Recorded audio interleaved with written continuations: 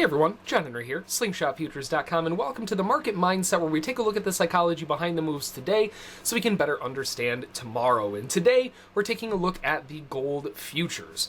Now, the gold futures overall had a little bit of an interesting start to the day. It looked like we were going to have some pretty good movement, and then it kind of dried up a little bit.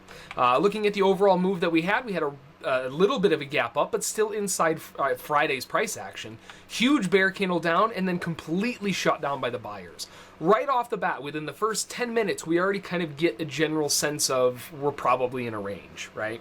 So knowing that we're in a range, we're looking to buy low, we're looking to sell high, and we're looking to try to stay out of the middle as much as possible. The buyers try one more time after the sellers get a push lower. Bad follow through once again. The sellers likely tried selling that third candle of the day.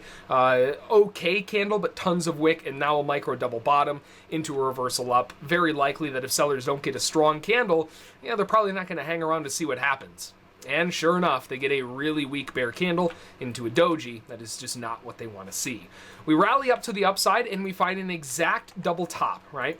Now, the exact double top between here and here, that leads us to believe that, well, if they hold, if we see a strong resistance here, we may find a move back to the low of day. And we were actually picking up on some huge block selling pressure up here in terms of iceberg orders and just big selling pressure in general. And that led into the short opportunity down to the low of day. Now, once we got to the low of day, very frequently when you get these types of kind of range-bound sentiments, but with a double top or a double bottom, they tend to want to break down and potentially fill the gap if it's not too far away. We get a nice, strong breakout attempt to the downside. It's closing underneath all of the lows, everything that sellers want to see, and then it shuts down and goes right back up to the upside, right? That is the exact opposite of what sellers want to see now, from looking really good to looking really bad, all in about 5 minutes. So you get a big breakdown move, and that is a sign on a range to be a buyer into the move. If you waited, could have bought above that, I suppose, as well, but much more aggressive. You'd be better off trying to buy low and then potentially adding in if it falls lower down. Either way, though, buyers scaling into the move and driving the market back up towards the highs. This is where things start to get a little bit interesting, because now we're pushing into a triple top where we found that exact same area of resistance over and over and over again. And very frequently, triple tops end up being a breakout scenario. Triple tops don't hold very long, and if they do, it's usually just for a small little brief period before the breakout actually occurs.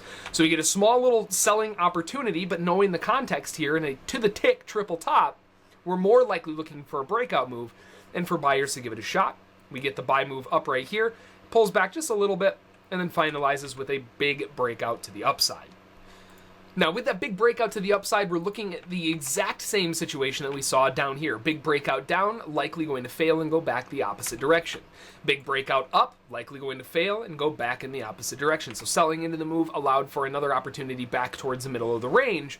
But notice what we ran into, right? We got stuck right at the middle of the range where the buyers started accumulating before. We failed the breakout there, failed the breakout, failed the breakout, and failed the breakout again several times through here, almost forming a little bit of a trend line with a strong bull candle right back above the moving average, and this one actually triggers in. This is showing us that although we are expecting a range, move down, move up, move down, move up, expecting a move down, we're not getting it, right? And that's a big red flag, especially when you start looking at the book and you start seeing these huge buy orders stacking up underneath here, disallowing the market to go. That kind of tells you what's going to happen, right? You're likely going to get a secondary breakout to the upside above that triple top location.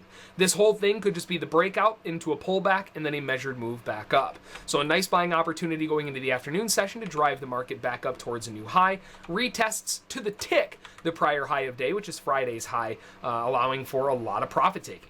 Now we're starting to see the range-bound sentiment. We have a double press outside of a breakout area, a lower high into strong bearishness, and that allows the sellers to come back in, now looking for the lows of at least around that 1202 half, if not back to a new low underneath 1202.